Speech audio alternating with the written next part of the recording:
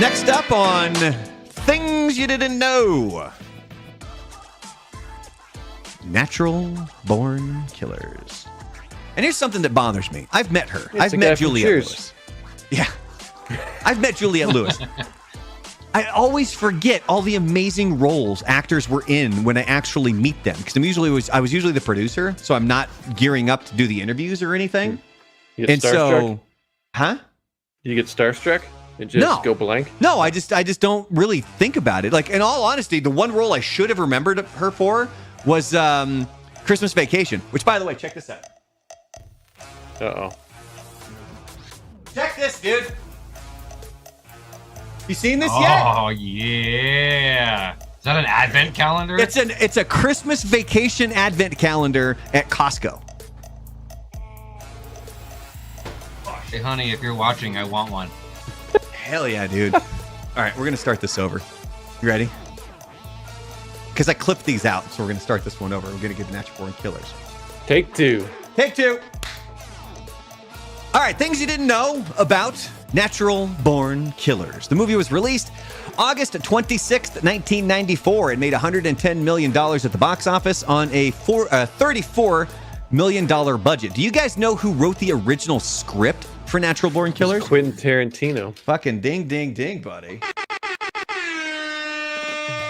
Yeah, it was Quentin Tarantino, and his script focused more on the media rather than Mickey and Mallory. He could not get the movie made for himself, so he sold the rights for like $10,000. Yeah, and didn't want his name attached to it because he thought because of the way it was rewritten. Now, some other actors that were up for some of the roles include Detective Scagnetti, who was played by Tom Sizemore. Look at that hair. That hair's on smooshed the hell up, dude. James Woods and Gary Oldman were actually considered for this role. I could see Gary Oldman doing it.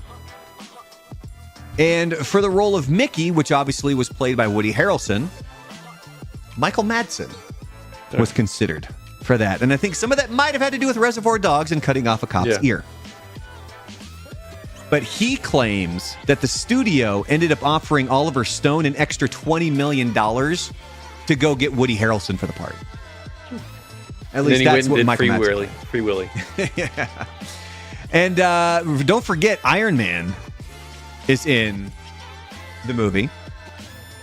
Robert Downey Jr. the part of Wayne Gale was partially patterned after Geraldo Rivera. They actually looked into having Geraldo Rivera play that part. Obviously, it went to Robert Downey Jr. Now, Downey Jr. ended up spending time with a current affair reporter, Steve Dunleavy, and his producer, Wayne Darwin. And they're considered the ones that he ended up sort of patterning that role after. You know what random just memory popped in my head is when the movie was being promoted, I remember being home one day and Regis and Kathy Lee was on, and Regis was just crapping on how violent and gory the movie was and how nobody should go see it because of how crap. And I guess apparently it caused like a little bit of a farce between him and Oliver Stone. A kerfuffle? And I think Oliver Stone was like on that day as well and was like kind of like calling him out on it. But yeah, like Regis crapped all over that movie. Yeah, that's not awkward at all. Yep, so there you go. Robert Downey Jr. And then also, don't forget, Rodney Dangerfield. Yeah. So he wasn't given a script. Oliver Stone just told him that he's going to play the father from hell, and Rodney Dangerfield came up with all the lines. He played himself. Man, I get no respect. Look, if you want to, like, have you ever seen the stuff from the end of his life? The weird things that he got into, and it's really sad because you can tell that people were taking advantage of him with the fact that he was getting older and he was kind of losing it upstairs. And finally, at the end of the movie, if you remember, they survive. The killers survive. And then that's because Oliver Stone believed that the 90s were a time when the bad guys would get away. However, there was an alternate ending where they both die. All right. Anti-heroes. Remember who they kill in this scene? Is it Downey Jr.? It is Robert Downey Jr. Yeah, he's standing right. He's back off, where they're pointing the guns and stuff, and he's trying to tell them like we could do this and we could do this, and they're like, "Nah, we're good," and they just unload on him with the shotguns. Who were they based off? Like which? Like actual? Wasn't there like an actual like?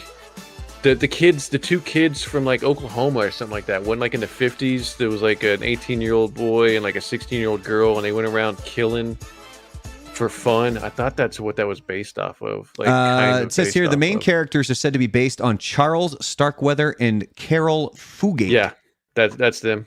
They went on a killing spree through the Midwest in 1958, and the same couple inspired Terrence Malick's Badlands as well. There you go. Look at Frank dropping some knowledge.